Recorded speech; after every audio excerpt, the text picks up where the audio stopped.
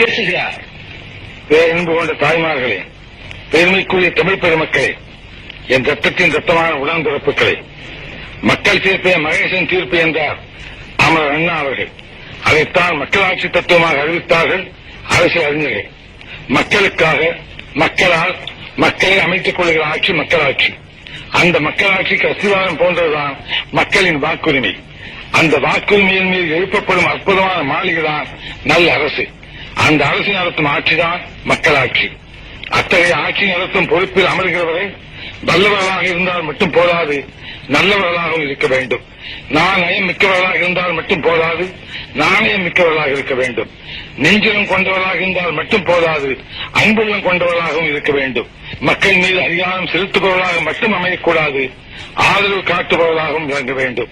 இப்படி மக்களின் பிரதிநிதிகளாக ஆட்சிக்கு வருபவர்கள், அரசில் இடம்பெறுபவர்கள் தூய்மையானவர்களாக, தொண்டுள்ளம் கொண்டவர்களாக, ஏழை எளிய மக்களின் தோழர்களாக, எதிர்த்தேன் கவிழ்த்தேன் என்று பேசாதவர்களாக, அரசியல் அதிகாரம் என்பது மக்களுக்கு சேவை செய்யும் வாய்ப்பை தவிர மக்களை ஆட்சிப்படைக்கும் உரிமையை தரும் சாதனமாக கருதாதவர்களாக, மக்களோடு மக்களாய், மக்களின் தொண்டர்களாய் வாழ்ந்து காட்ட வேண்டும் என்பதுதான் அமரர் பேரறிஞர் அண்ணா அவர்கள் நமக்கு அளித்த அரசியல் நெறியாகும்.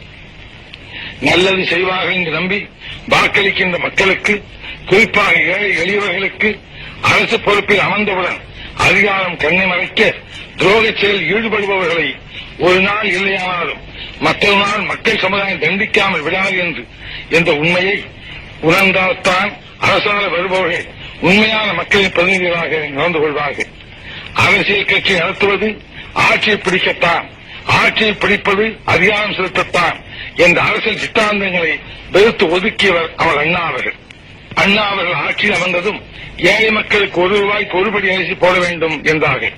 ஆனால் அதிகாரிகள் சர்க்காரின் வரவு செலவு கணக்கை காட்டி ஆண்டுக்கு ₹8 கோடி துண்டுவிடும் என்று கூறினார்கள்.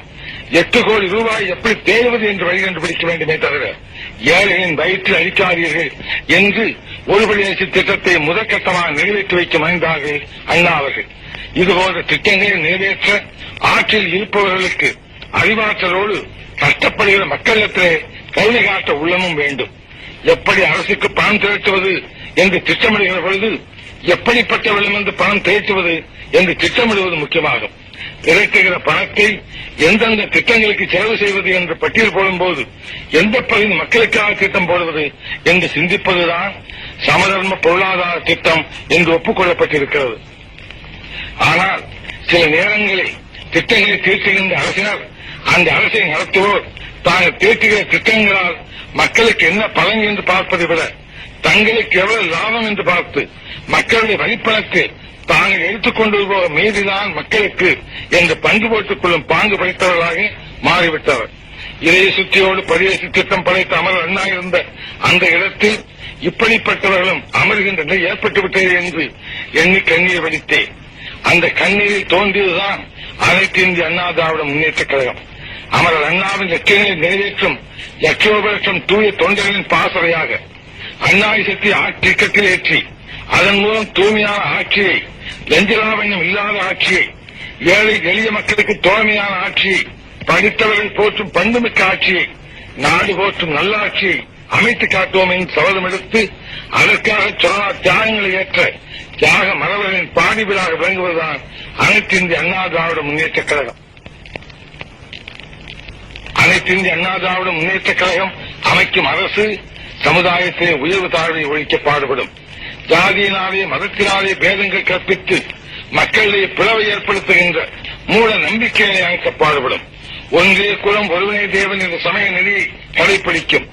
சமுதாயத்தினாலும் பொருளாதாரத்தினாலும் தாழ்த்தப்பட்ட பிற்படுத்தப்பட்ட மக்களை சமுதாயத்திலும் பொருளாதாரத்திலும் கல்வியிலும் அரசியலிலும் உயர்த்த பாடுபடும். தொழிலாளர்களின், விவசாய பெருங்குடி மக்களின், கைத்தறி நெசவாளர்களின் வேதனையை போக்க உழைக்கும்.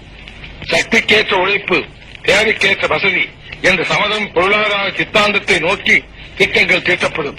அமைப்புகளுக்கு உட்பட்ட தொழிலாளர்களின் நலம் பேணுவது மட்டுமின்றி அமைப்புகளே இல்லாமல் நாளெல்லாம் கஷ்டப்படும் கட்டிட தொழிலாளர்கள், கல்லுழைப்போர், மூட்டை சுமப்போர், கூலி வேலை செய்வோர், பார வண்டி இழுப்போர் போன்ற லட்சக்கணக்கான தொழிலாளர்களின் நல்வாழ்விற்கு சிறப்பான திட்டங்கள் தீர்க்கும்.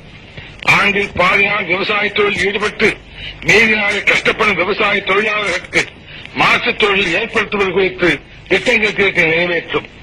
ஆண்டுதோறும் திட்டங்கள் தீட்டும் போது சமுதாயத்தில் பின்தங்கியவரின் நலன்களுக்கு முதல் இடம் தரப்படுவதைப் போல் நாட்டின் பின்தங்கிய கிராமப்புற திட்டங்களுக்கும் முதல் இடம் கொடுக்கப்படும். கிராமங்கள் என்ற பெயரே மாறி பெரிய நகரங்கள், சிறிய நகரங்கள் என்று குறிப்பிடும்படி நகரத்தில் உள்ள வசதிகள் கிராமங்களிலும் கிடைக்கும்படி செய்து கிராமங்களிலிருந்து மக்கள் நகரங்களுக்கு குடிபெயராத உணர்வை ஏற்படுத்தும். படித்தவர்கள் பல்வேறு தொழில்களிலும் ஈடுபடும் அளவில் திட்டங்கள் தீட்டும். திட்டமிட்ட பொருளாதார வளர்ச்சி அடைய தொழில் திட்டங்களை நிறைவேற்றும். கலைகள் வளர்க்கப்படும், கலைச்செல்வங்கள் பாதுகாக்கப்படும், கலைஞர்கள் பாதுகாக்கப்படுவார்கள். யாமறிந்த மொழிகளிலே தமிழ் மொழி போல் இனிதாவது எங்கும் காணோ. தேமது தமிழோசை உலகமெல்லாம் பரவும் வகை செய்த வேண்டும் என்று தேசிய மகாகவி சுப்பிரமணிய பாரதியார் பாடியதைப் போல தாய்மொழியாம் தமிழ் மொழியின் சிறப்பினை உலகமெல்லாம் பரப்பும். இந்தியாவின் ஒற்றுமையை வளர்த்து இளைஞாண்மை காக்க பாடுபடும். மக்கள் தொகையில் சரிவாரியான தாய்க்குலம் சமுதாயத்திலே பெற வேண்டிய இடத்தை பெறாதாலேயே நமது நாடும் அடைய வேண்டிய முன்னேற்றத்தை அடைய முடியவில்லை. பெண்கள் கல்வி, பெண்கள் உயர்வு, பெண்கள் உத்தியோகம் என்றெல்லாம் பேசுகிறோம். பெண்கள் சமுதாயம் உண்மையான சுதந்திரம் பெற்று வாழ்வின் எல்லா துறைகளிலும் சமபங்கு பெற்றால்தான் நாடும் முன்னேறும், நாமும் முன்னேறுவோம். இதைத்தான் உத்தமர் காந்தியடிகள், தந்தை பெரியார் அவர்கள், மூதறிஞர் ராஜாஜி அவர்கள், அமரர் அண்ணா அவர்கள் எடுத்துச் சொன்னார்கள். அவருடைய கனவை நிறைவாக்க அனைத்து இந்த அண்ணா திராவிட முன்னேற்ற கழக அரசு பாடுபடும். அத்தகைய அரசு அமையவும், அமைகின்ற அரசு தூய்மையான அரசாக அமையவும், மக்கள் தீர்ப்பு மகேசன் தீர்ப்பு என்ற நன்மையை கலைக்கவும் உங்களுடைய அன்பும் ஆதரவும் ஆசையும் கிடைக்க வேண்டும் என்று கைகூப்பி உங்களை வேண்டி கேட்டுக் கொள்கிறேன். நன்றி, வணக்கம். வாழ்க அண்ணா நாமம்.